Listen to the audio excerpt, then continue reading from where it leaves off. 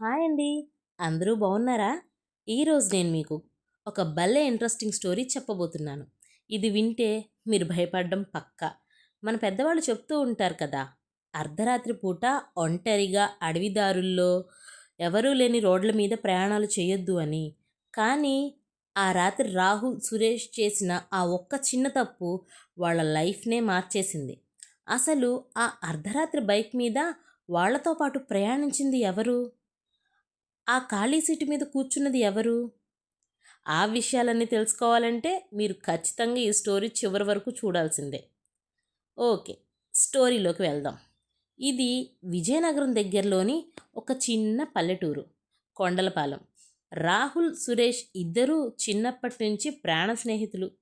ఒకరోజు రాత్రి 11 గంటలు అవుతుంది. టౌన్లో పని చూసుకుని వాళ్ళ ఊరికి బైక్ మీద బయలుదేరారిద్దరు. అప్పుడే వర్షం కూడా మొదలైంది. సన్నగా చినుకులు పడుతుంటే వాతావరణం చాలా ప్రశాంతంగా అనిపించింది. కానీ ఆ ప్రశాంతత వెనుక ఎంతటి డేంజర్ ఉందో వాళ్ళు అస్సలు ఊహించలేదండి. దారిలో ఒక పాత చెక్ పోస్ట్ ఉంది. అక్కడ ఒక ముసలి కానిస్టేబుల్ ఉంటాడు. అందరూ ఆయన్ని తాత అని పిలుస్తారు. ఆయన వాళ్ళని ఆపాడు. బాబూ, ఈ రాత్రికి ఇక్కడే ఆగిపోండి. ఈ అడవి దారి అస్సలు బాలేదు అన్నాడు.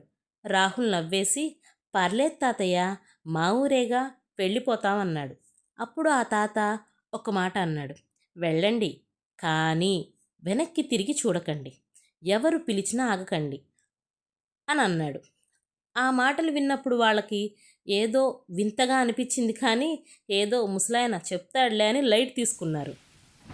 అడవి మధ్యలోకి వెళ్ళాక సురేష్కి చలివేసింది. రాహుల్, ఒక్క నిమిషం ఆపు, నేను వెనుక ఉన్న బ్యాగ్లో నుంచి నా జాకెట్ తీసుకుంటా అన్నాడు. బైక్ ఆపాడు. సురేష్ దిగి బ్యాగ్ చెక్ చేస్తున్నాడు. రాహుల్ బైక్ మీద కూర్చుని చుట్టూ చూస్తున్నాడు. మొత్తం చీకటి. సురేష్ మళ్ళీ ఎక్కి కూర్చున్నట్టు బైక్ కొంచెం బరువుగా అనిపించింది. సురేష్, ఎక్కావా అని రాహుల్ అడిగాడు.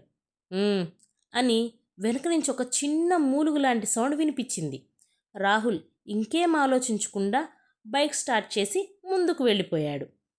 కొంత దూరం వెళ్ళాక రాహుల్కి ఒక వింత అనుమానం వచ్చింది.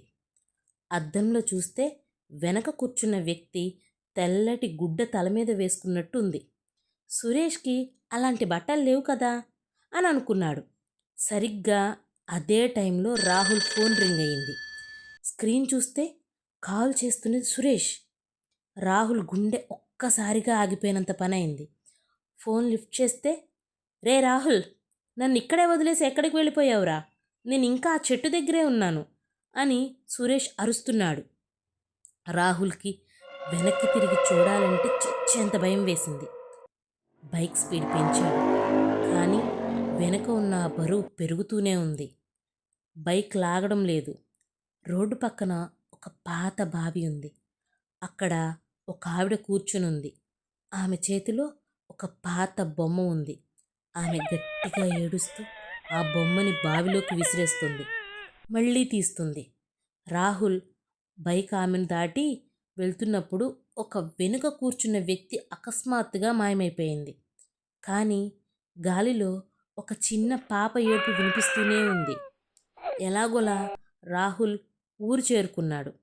సురేష్ తర్వాత వేరే వాళ్ళ కారులో గ్రామానికి వచ్చాడు. తర్వాత తెలిసిందేమిటంటే, 10 ఏళ్ల క్రితం సరిగ్గా అదే రోజున ఒక తల్లి తన బిడ్డను కాపాడుకోలేక ఆ అడవిలోనే ప్రాణాలు కోల్పోయిందంట. అప్పటి నుండి ఒంటరిగా వచ్చే ప్రయాణికులను ఆమె ఎలా భయపెడుతుందంట. చూసారా ఫ్రెండ్స్, కొన్నిసార్లు మన పెద్దలు చెప్పే మాటలు, ఆ ముసలాయన చెప్పిన హెచ్చరికలు వినకపోతే ఎంత ప్రమాదమో. మనం నమ్మినా నమ్మకపోయినా కొన్నిసార్లు ఇలాంటివి జరుగుతూనే ఉంటాయి. మరి ఈ స్టోరీ విన్నాక మీకేమనిపించింది? మీ లైఫ్లో కూడా ఇలాంటి వింత సంఘటనలు ఎప్పుడైనా జరిగాయా?